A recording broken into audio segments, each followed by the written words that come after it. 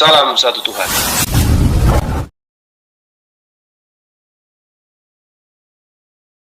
Katakan kalau Yesus itu adalah manusia Tuhan.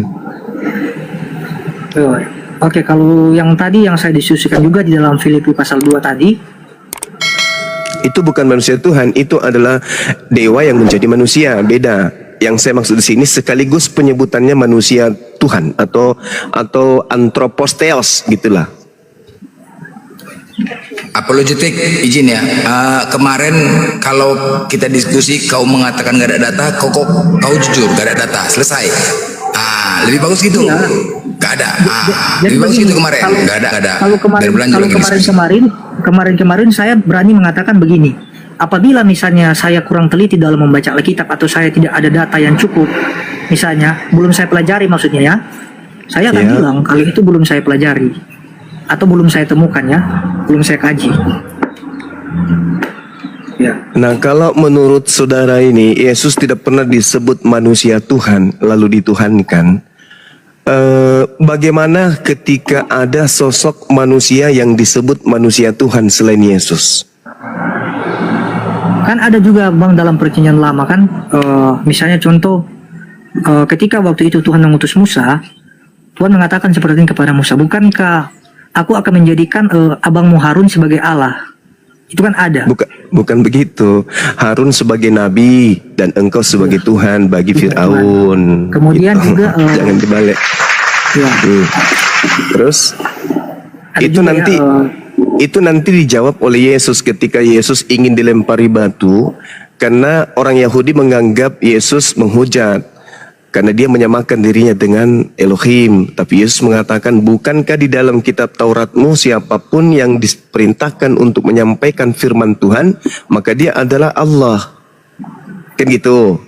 Nah sekarang yang saya tanya bukan itu yang saya tanya, ada nggak manusia yang disebut sebagai manusia Tuhan di dalam Bible? Pernah nggak Yesus disebut sebagai manusia Tuhan?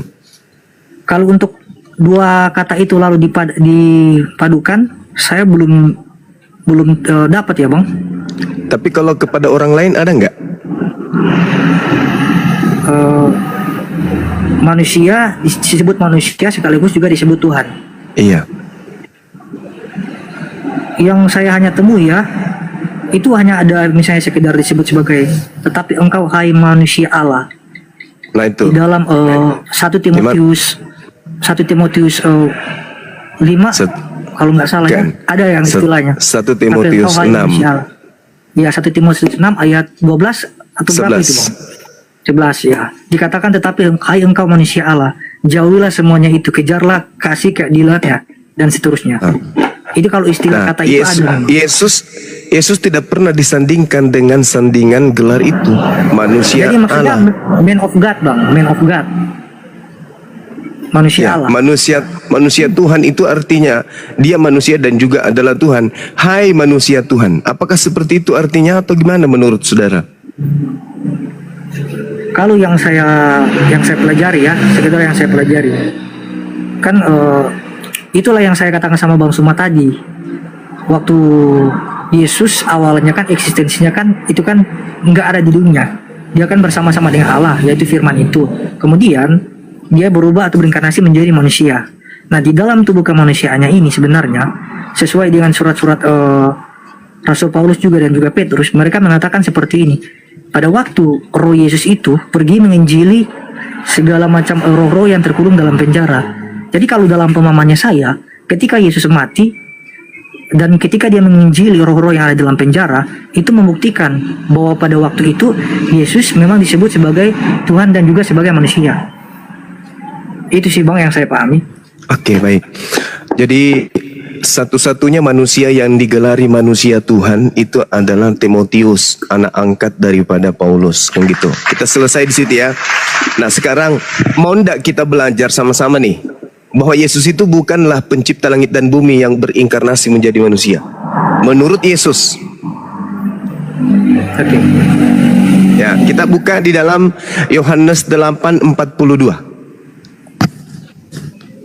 Itu di situ Yesus mengatakan bahwasanya dia datang ke atas muka bumi ini bukan atas kehendaknya. Lalu atas kehendak siapa? Yohanes 8 ayat 42. Iya.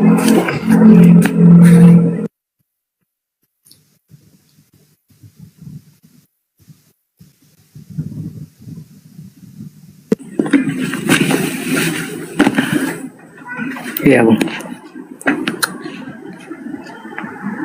Dia datang atas kehendak siapa? Kata Yesus kepada mereka, "Jikalau Allah adalah Bapakmu, kamu akan mengasihi aku, sebab aku keluar dan datang dari Allah. Dan aku datang bukan atas kehendakku sendiri, melainkan Dia yang mengutus aku." Nah, sebelum Yesus ada di atas muka bumi ini, sebelum bumi ini dicipta, alam semesta ini dicipta, yang berkehendak cuma satu, betul? Dalam hal apakah pengutusan Yesus tadi, atau dalam hal misalnya sebelum dunia diciptakan? Tuhan itu ada berapa kehendak pada dirinya? Yang punya wewenang berkehendak dalam diri Tuhan itu ada berapa? Tadi saya mengatakan kepada sepanjang diskusi tadi, saya mengatakan begini, bahwa Yesus ini adalah eksekutor, pelaksana dari setiap firman yang diucapkan oleh Allah. Jadi intinya Bapa itulah menjadi sumber itu. Ya, kalau itu berarti dia hanya sebagai rasul kan? Nah, ya silakan dulu, lanjutkan dulu Bang Suma. Iya, jadi gini, iman Yesus itu adalah Tuhan sendiri, tapi dipatahkan oleh Yesus dengan perkataan Yohanes 8:42. Aku datang ke atas muka bumi ini menjadi manusia, bukan atas kehendakku, tetapi atas kehendak Dia.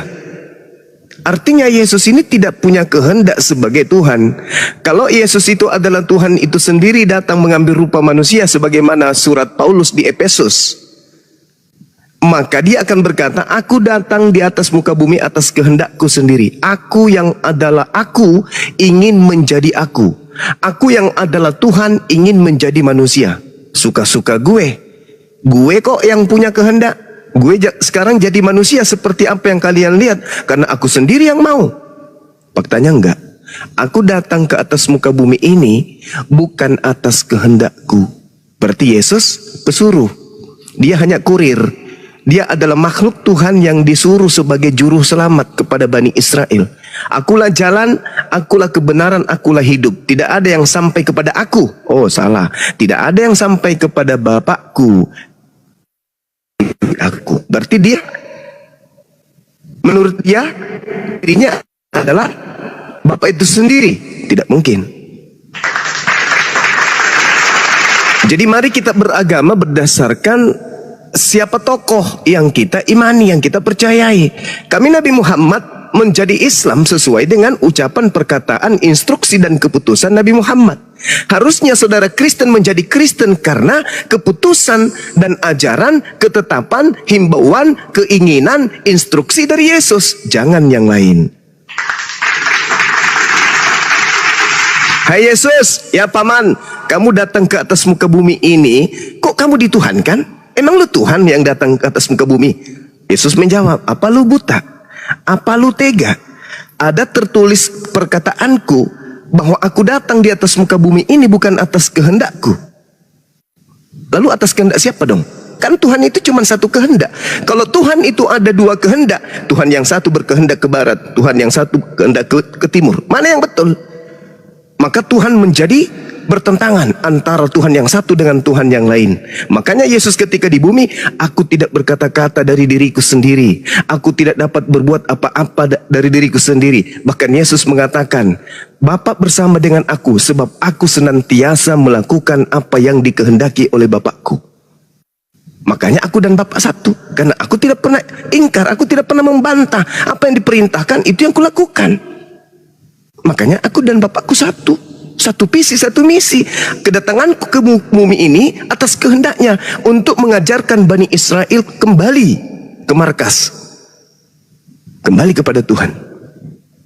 Nah, muncul Kristen beberapa masa kemudian setelah Yesus terangkat ke langit. Yesusnya kemudian dipaksakan menjadi Tuhan. Apa endingnya?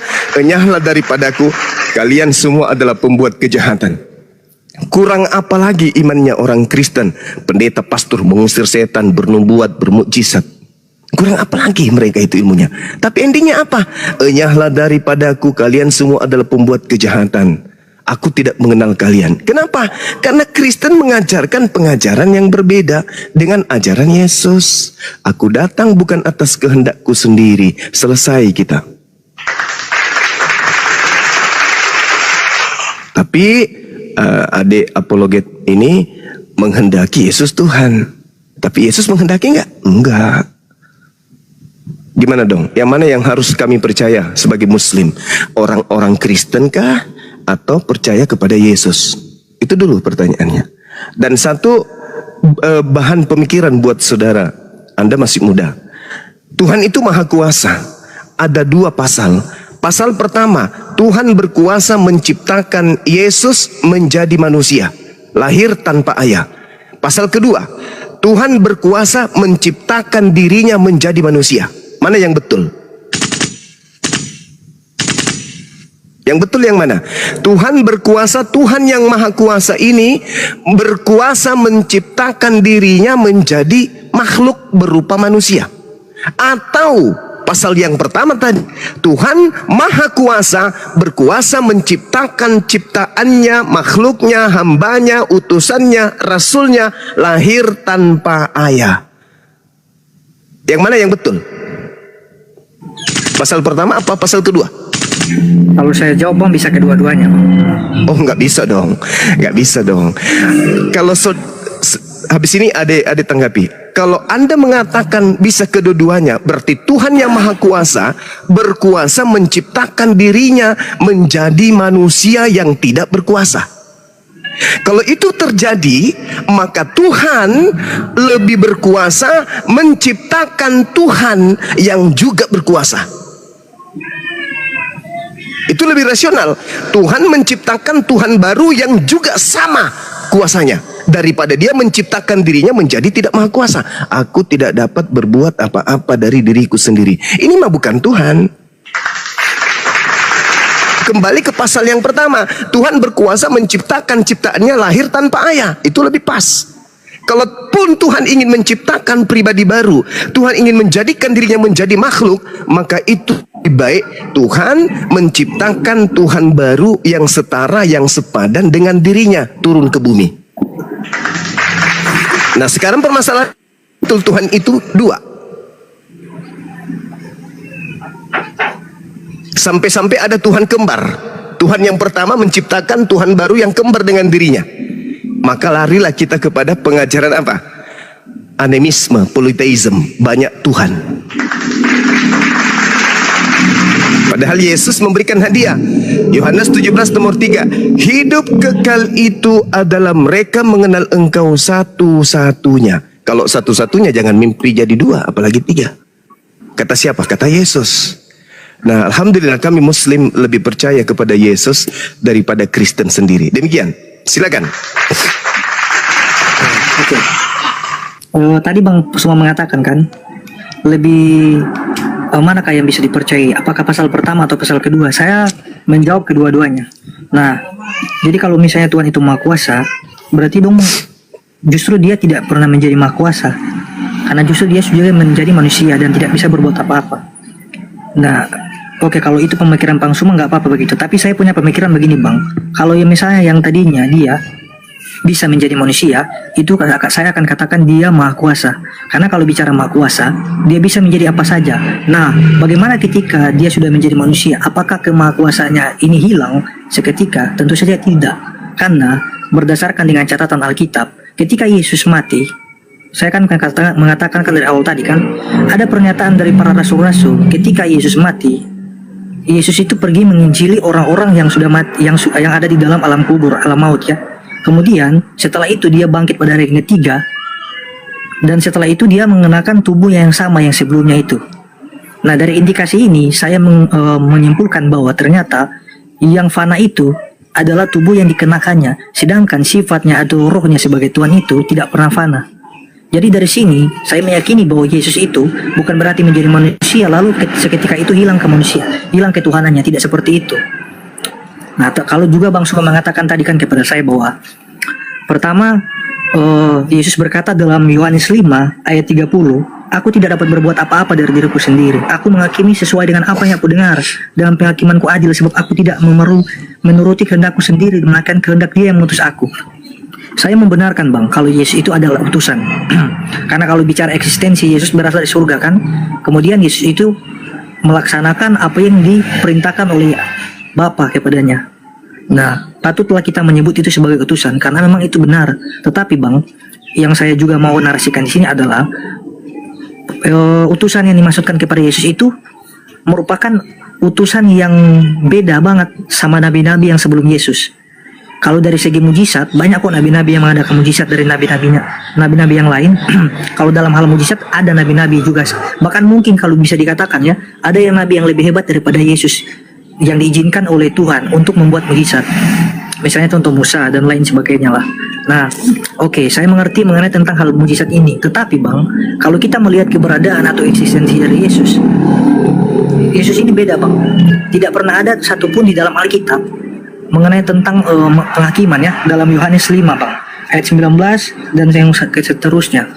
Kalau disebut sebagai hakim, ada nabi-nabi tertentu atau dalam kitab perjanjian lama ya, orang-orang Israel itu memiliki misalnya hakim-hakim, kemudian ada imam, ada nabi ya.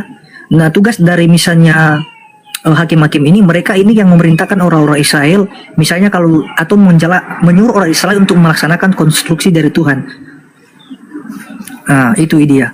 Tetapi kalau berbicara tentang hakim yang diberikan kepada Yesus, walaupun tadinya Bang Suma mengimani dia hanya sekedar utusan, dan saya juga mengakui dia itu utusan, tetapi ada perbedaannya juga di sini bang. Perbedaannya adalah gini bang. Di dalam Yohanes pasal 5, Yesus mengatakan seperti ini. 26, sama seperti Bapa mempunyai hidup dalam dirinya sendiri, demikian juga diberikannya anak mempunyai hidup dalam dirinya sendiri, dan ia telah memberikan kuasa kepadanya untuk menghakimi, karena ia adalah anak manusia. Janganlah kamu heran akan hal itu, sebab saatnya akan tiba bahwa semua orang yang dalam kuburan akan mendengar suaranya, dan mereka yang telah berbuat baik akan keluar dan bangkit untuk hidup yang kekal, tetapi mereka yang telah berbuat jahat akan bangkit untuk dihukum. Nah, kalau dalam pemahamannya saya bang, sebenarnya gini. Bahkan juga Bang Suma percaya kan kalau satu-satunya hakim yang adil itu cuma Allah Subhanahu wa taala. Bang Suma percaya enggak? Iya. Iya. Kita sepakat dulu mengenai soal ini ya. Saya bersepakat juga kalau dikatakan bahwa Tuhan itu adalah satu-satunya hakim. Nah, tetapi kalau kita hanya sebatas melihat Yesus ini adalah seorang nabi biasa dan mengatakan bahwa dia sama seperti nabi-nabi yang sebelum dia, itu sebenarnya adalah suatu kesalahan menurut saya ya. Karena jelas ada pembeda bang. Yang oke lah, sebelum saya lanjut saya mengatakan dulu seperti ini bang. Oke lah, di sini saya belum mengatakan bahwa Yesus ini adalah Tuhan. Jadi catat ya bang. Oke lah, saya sepakat saya belum mengatakan bahwa dia itu Tuhan. Jadi saya mengulang ya, saya belum mengatakan di sini dia adalah Tuhan yang pertama dulu. Nah, tetapi kalau ketika kita melihat dalam catatan Yohanes pasal 5 ini, ayat 26, 27, 28, seharusnya kalau Bang Suma juga sepakat bahwa Tuhan satu-satunya hakim yang akan menghakimi manusia, kenapa Yesus yang adalah manusia atau hanya utusan sebagai manusia biasa, kenapa dia memegang otoritas ini? Kenapa dia dipercayakan? Bahkan kan bang, kalau kita berbicara mengenai tentang penghakiman di akhirnya nanti bang, jelas-jelas kalau Yesus hanya sebagai utusan atau manusia biasa, tentunya Yesus pun akan dihakimi juga bang. Yesus akan termasuk dalam orang yang akan dihakimi, bukan dia yang menghakimi, melainkan Tuhan akan menghakimi Yesus. Kalau seandainya konsepnya Yesus adalah manusia biasa, sama halnya juga dengan nabi-nabi yang sebelum Yesus. Tetapi yang menjadi pertanyaan terbesar saya di sini, kenapa Yesus menjadi hakim, bahkan menghakimi orang-orang yang sudah mati bang? Ini pertanyaan saya. Oke lah, saya mengakui dia utusan bang. Tetapi ketika dikatakan dia hanya sekedar utusan, sama halnya dengan nabi-nabi lain, itu saya nggak terima bang. Jadi saya mau mengarahkan pemikiran Bang Suma kepada hal ini. Kenapa sampai-sampai Yesus memegang gelar sebagai hakim ini? Kenapa Tuhan begitu mempercayakan segala sesuatu yang sebenarnya ini adalah tugas dari Tuhan sendiri? Dan sebenarnya tidak patut bagi manusia mengambil tugas ini, karena manusia pun adalah makhluk yang lemah dan juga berdosa, sama halnya dengan nabi-nabi sebelumnya. Nah itu bang. Yang kedua bang, sudah? Ya, oke, itu dulu bang, lanjutkan dulu. Ya, Nanti saya tanggapi dulu ya. Ya. Oke. Terkait ketika Anda sudah mengakui Yesus itu utusan, sebenarnya iman saudara itu sudah gugur di situ. Anda harusnya sudah gulung tikar. Ketika Anda mengakui Yesus itu utusan, selesai. Pecah telur. Ah, kenapa demikian? Karena pencipta langit dan bumi itu bukan utusan. Di dalam Yesaya 63 nomor 9, bukan seorang duta atau bukan seorang utusan, melainkan Tuhan sendirilah yang menyelamatkan mereka. Dia yang menebus mereka dengan kasih. Nah, sekarang saya jelaskan kepada adik ini, Yesaya 63:9. Bukan seorang duta, bukan seorang utusan. Yesus itu seorang, Yesus itu duta, Yesus itu utusan. Berarti bukan Yesus. Loh, tetapi dia, tunggu sabar. Di dalam Kisah Para Rasul 2 nomor 22, orang Israel harus tahu yang kumaksud adalah Yesus, yaitu orang yang dari Nazaret, yang ditentukan oleh Tuhan untuk melakukan mujizat-mujizat yang dilakukan oleh Allah melalui perantaraan Yesus. Saya ulang, yang dilakukan oleh Allah melalui perantaraan Yesus. Kembali Yesaya 63 nomor 9. Bukan Yesus dan bukan utusan, melainkan aku sendirilah yang menyelamatkan manusia melalui Yesus, melalui Musa, melalui Daud, melalui Harun, melalui Salomo. Itu satu. Yang kedua, ketika Anda bangga Yesus itu dari surga, baca 1 Korintus 15:48. Apa itu? Makhluk-makhluk surga sama seperti Yesus yang datang dari surga. Gugur, pecah telur dua. Gugur lagi kan? Nah, kemudian ketika Anda mencoba mengambil sebagai seorang Kristen, mengambil data bahwa Yesus masuk ke dalam kubur penginjilan. Ingat, itu adalah tanda untuk angkatan jahat.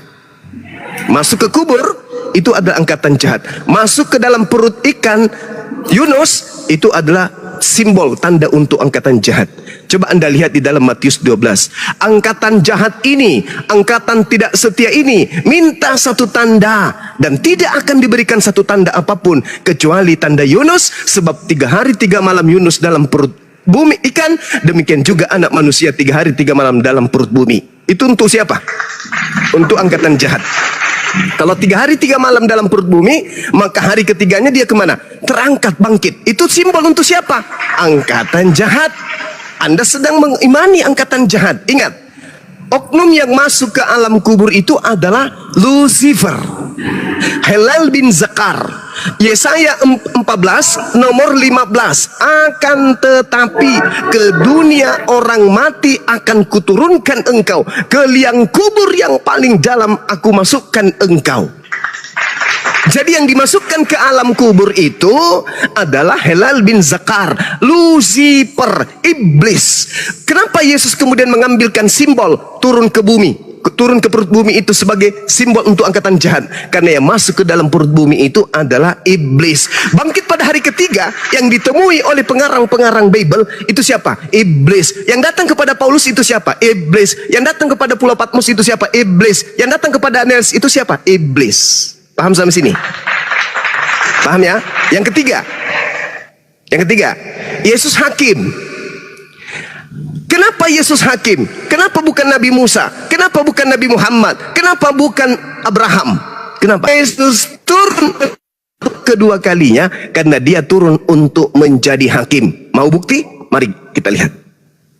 Di dalam pengajaran Yesus yang dikabarkan kemudian oleh saudara-saudara Kristen sendiri melalui Matius 19, aku berkata kepadamu, sesungguhnya pada waktu penciptaan kembali anak manusia, Tuhan langit dan bumi bukan anak manusia, bersemayam di atas tahta kemuliaannya. Kamu, apa kata kamu di situ?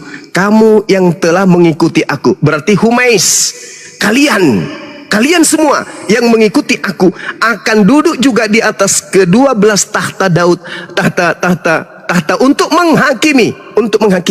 Berarti yang ikut ke Yesus juga menjadi hakim. Bukan cuman Yesus. Gugur lagi. Nah, saya teruskan sedikit. Kenapa Yesus turun menjadi hakim? Coba Anda lihat di dalam Yohanes 12 nomor 48. Apa kata Yesus? Barang siapa yang menolak aku, barang siapa yang tidak menerima perkataanku, dia sudah ada hakimnya, yaitu firman yang telah aku katakan kepada mereka. Firman itulah kelak yang akan menjadi hakimnya di akhir zaman. Saya ulang, Yohanes 12:48, barang siapa yang menolak aku, tidak menerima firmanku, dia sudah ada hakimnya, yaitu firman yang telah aku katakan kepada mereka. Firman itulah kelak yang akan menjadi hakim di akhir zaman. Pernah nggak Yesus mengatakan kepada muridnya, akulah Alfa dan Omega? Pernah nggak Yesus mengajarkan kalau dia adalah yang awal dan akhir? Pernah nggak Yesus mengatakan akulah sang bintang timur? Pernah nggak Yesus mengatakan akulah Tuhan yang datang dalam rupa manusia? Nggak pernah. Berarti perkataan-perkataan itu yang muncul dari gereja itu tidak akan menjadi bahan penghakiman, materi-materi pengadilan nanti di pengadilan Yesus. Yang menjadi perkataan-perkataan yang menjadi sub-sub materi pengadilan Yesus adalah, aku diutus hanya kepada domba yang hilang dari Bani Israel. Aku tidak berkata-kata dari diriku sendiri. Waspadalah kepada pengajar palsu yang datang kepadamu nyamar seperti domba, padahal mereka adalah serigala. Aku adalah utusan Bapa. Hidup kekal itu adalah mereka mengenal engkau satu-satunya Tuhan dan mengenal aku yang engkau utus. Itu perkataan-perkataan itu. Kenapa? Karena Yohanes 17:8, segala firman yang engkau berikan kepadaku telah aku sampaikan. Telah aku sampaikan. Berarti Yesus sudah menyampaikan firman sebelum terangkat ke langit. Tidak ada lagi firman ke Lukas, ke Markus, Matius, Paulus, tak ada lagi. Sudah selesai semua. Berarti yang ditulis Markus, Matius ini dan juga Paulus ini firman dari mana?